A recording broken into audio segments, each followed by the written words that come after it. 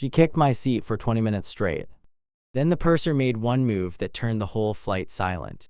At first, I genuinely thought it was nothing. A slight jolt against the back of my seat isn't unusual on a flight. People shift their legs, cross and uncross their feet, or accidentally bump into things in cramped economy rows. I ignored the first kick entirely. The second one made me pause, but I still told myself it was probably turbulence or someone adjusting their bag.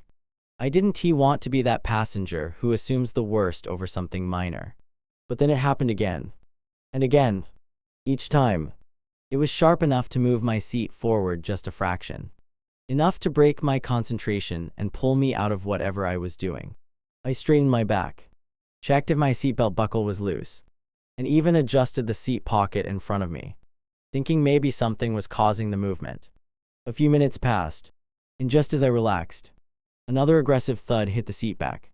That's when it stopped feeling accidental. The kicks weren't random. There was a rhythm to them. Spaced out, deliberate, and always harder than the last. I could feel the vibration travel through the frame of the seat, right into my shoulders.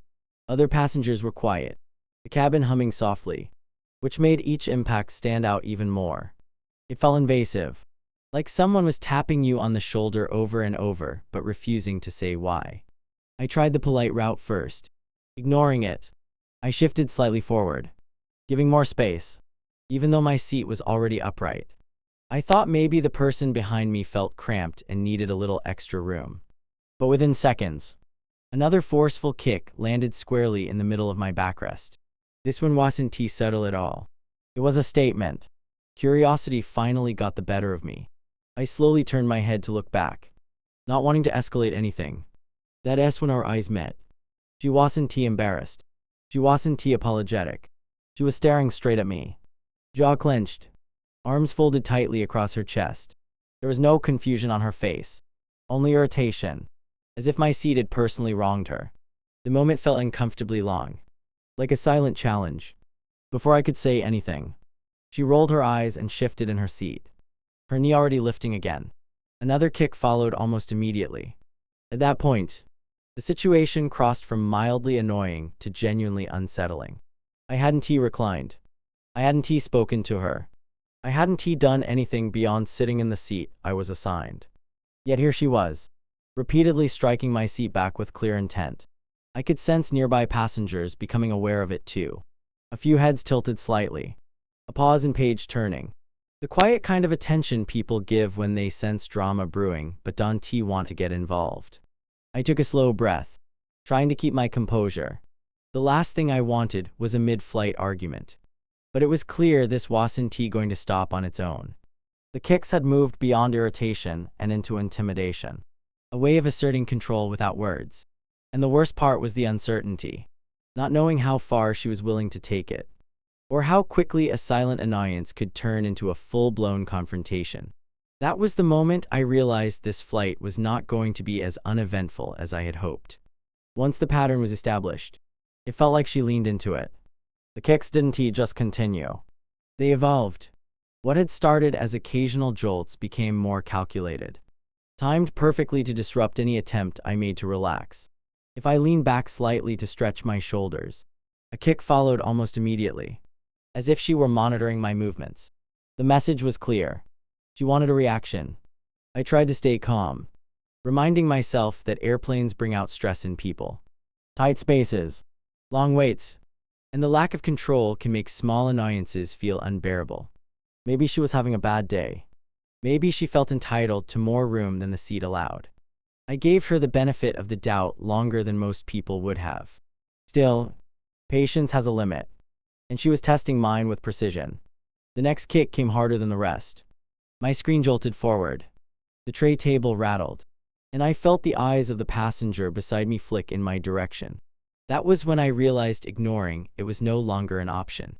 I turned around again, this time more directly, and asked, calmly and clearly, if there was a problem. Her response was immediate and sharp. She didn't deny the kicking. She didn't apologize. Instead, she scoffed and told me that my seat was too far back, and that I was crowding her space. I glanced at my seat almost instinctively. as if I needed to confirm reality. It was fully upright. No recline. No adjustment. Just the standard position every seat starts in. I explained this to her, still keeping my voice low. I even offered to stay upright for the entire flight if that would help, though I was already doing exactly that. The logic didn't matter to her. She shook her head, laughed under her breath, and muttered something about selfish people on planes. Another kick followed, this one slower but heavier, like punctuation at the end of her sentence. That S when the passive-aggressive behavior truly surfaced. She stopped kicking constantly and started doing it strategically.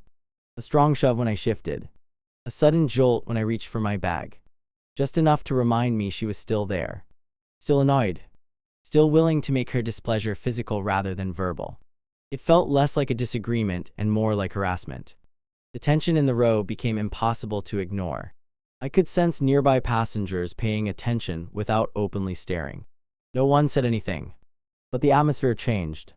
The quiet hum of the engines was now layered with anticipation. The unspoken question of when, not if, someone would intervene. I caught a glimpse of the aisle and noticed a flight attendant passing by, her eyes briefly scanning the row as another kick landed.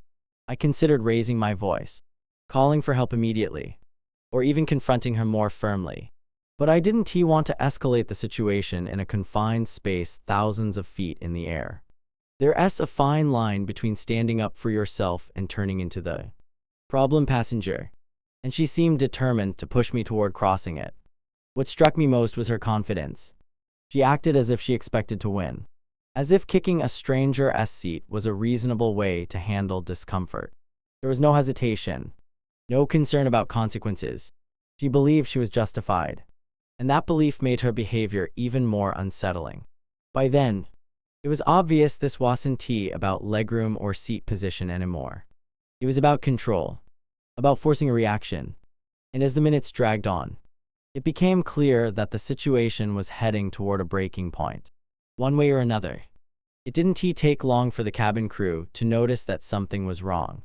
On a flight, the smallest disruptions stand out because everyone is confined to the same narrow space. And repeated movement in one row draws attention, whether people want it to or not. After another forceful jolt pushed my seat forward, a flight attendant paused in the aisle beside us. She didn't say anything at first.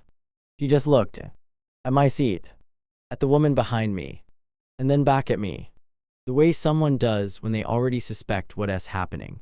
She leaned in slightly and asked if everything was okay. I kept my voice steady and explained that the passenger behind me had been kicking my seat repeatedly and that I hadn't reclined or changed my position at all. I made a point of staying calm, not exaggerating, not assigning motives, just facts. I didn't want this to sound like a personal dispute. I wanted it to sound like a clear problem that needed to stop. Before the attendant could even respond, the woman behind me jumped in, loudly. She rolled her eyes and started talking over both of us, complaining about people who don't understand personal space, and how my seat was basically in her lap. Her volume rose with every sentence, as if confidence could substitute for accuracy. Heads turned up and down the aisle. A few passengers shifted uncomfortably in their seats, suddenly very aware that they were part of an audience. The flight attendant listened without interrupting, her expression neutral but attentive. When the woman finished, the attendant asked one simple question: whether my seat was reclined. I tapped the top of my seat gently, showing that it was upright. There was a brief pause, the kind that says a decision is already forming. The attendant nodded once and told us she would get the purser. That single sentence changed everything. The woman's posture shifted immediately. Her crossed arms tightened, and her jaw set even harder. She muttered something under her breath, but the bravado drained from her voice. The kicking stopped, not because she felt remorse, but because she knew the situation had just moved out of her control. A few minutes later, the purser arrived. There was no dramatic announcement, no raised voice, just a calm presence and a quiet authority that cut through the tension instantly.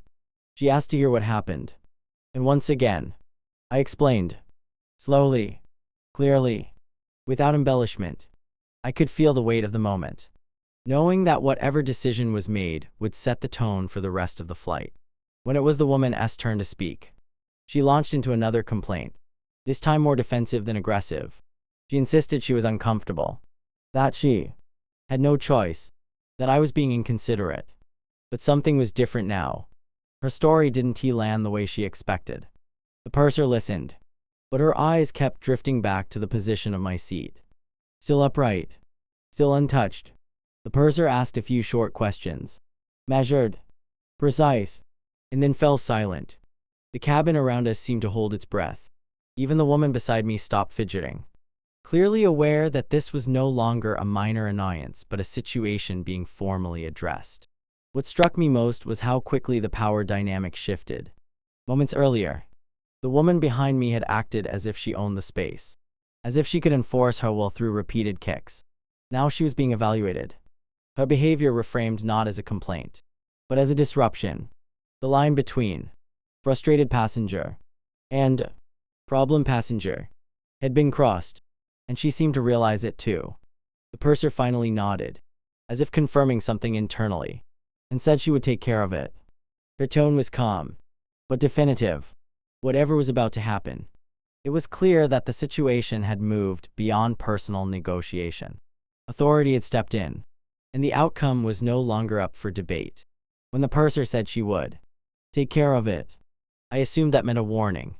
Maybe a request for the woman to stop kicking my seat or a reminder about proper conduct. That's usually how these situations go. A quiet intervention meant to de-escalate without drawing too much attention. I wasn't expecting anything dramatic. All I really wanted was for the kicking to stop so the rest of the flight could pass in peace.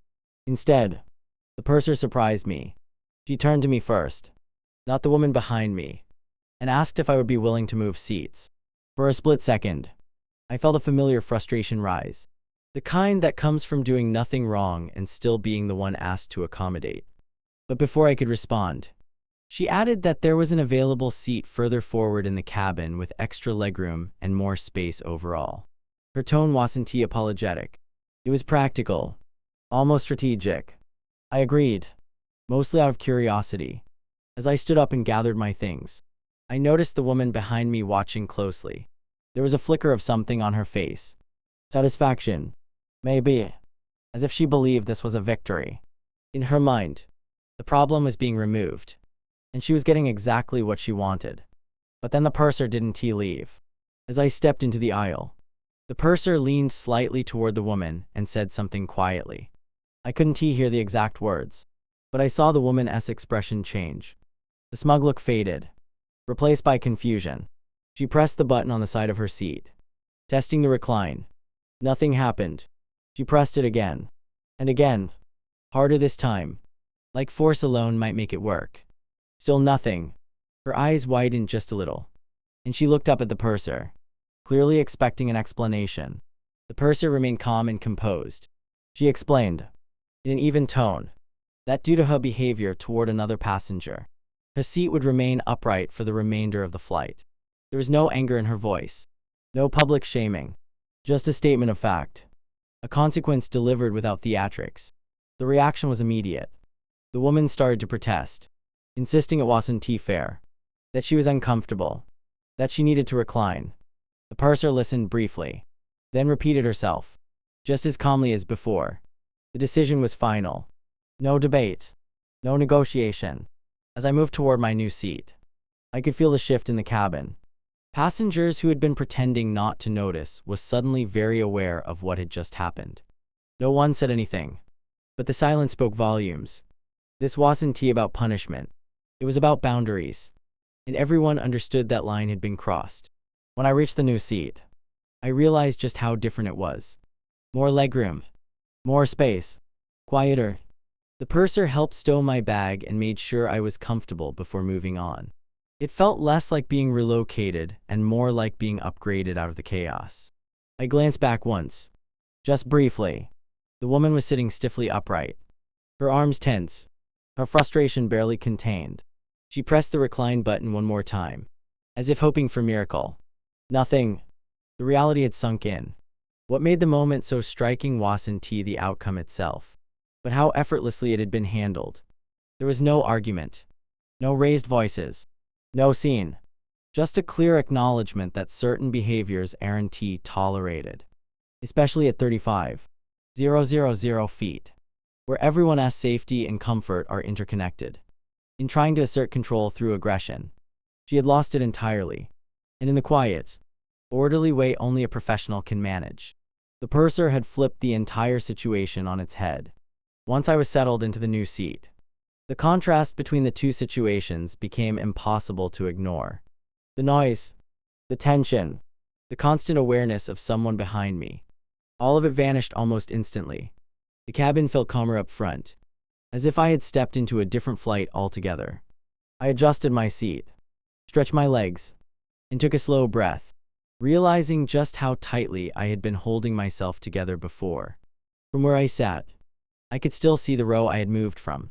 Not directly, but enough to catch glimpses when people stood or shifted. The woman remained rigidly upright, her posture stiff with frustration. Every so often, she would glance down at the armrest, her fingers hovering near the recline button as if sheer persistence might change the outcome. It never did. The seat stayed locked, immovable, a silent reminder of the choice she had made earlier. What struck me most was how quickly the energy around her changed. Before, she had been the source of disruption, forcing her irritation onto everyone around her. Now, she was isolated in her frustration, contained. Nearby passengers relaxed, shoulders lowering, conversations resuming in hushed tones. Whatever discomfort she claimed to feel no longer radiated outward. It stayed with her. As the flight continued, the purser passed by my new seat once more and gave a brief, reassuring nod. No words were exchanged, but the gesture said everything. The situation was resolved. I wasn't being watched, questioned, or treated as part of a problem. I was simply another passenger again, allowed to exist without conflict. Time moved differently after that. Minutes stretched into calm, uneventful stretches, the kind you forget later because nothing went wrong.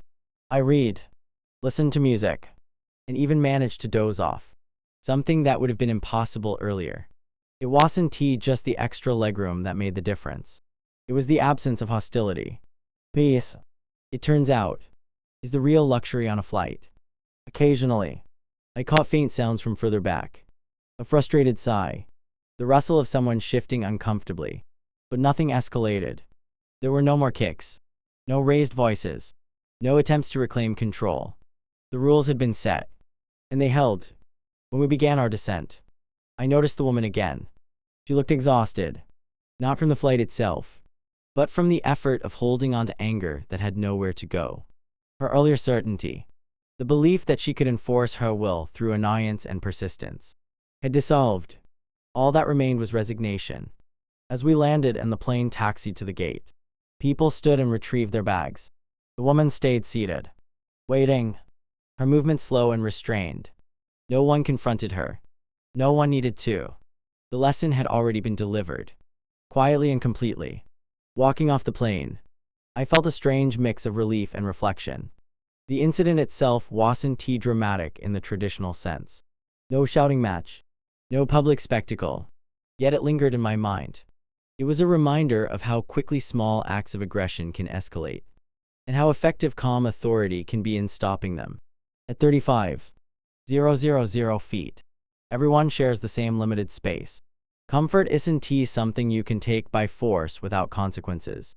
That woman learned it the hard way. And as I stepped into the terminal, free of the tension that had defined the first part of the flight, I couldn't help but think. Sometimes, karma doesn't announce itself loudly.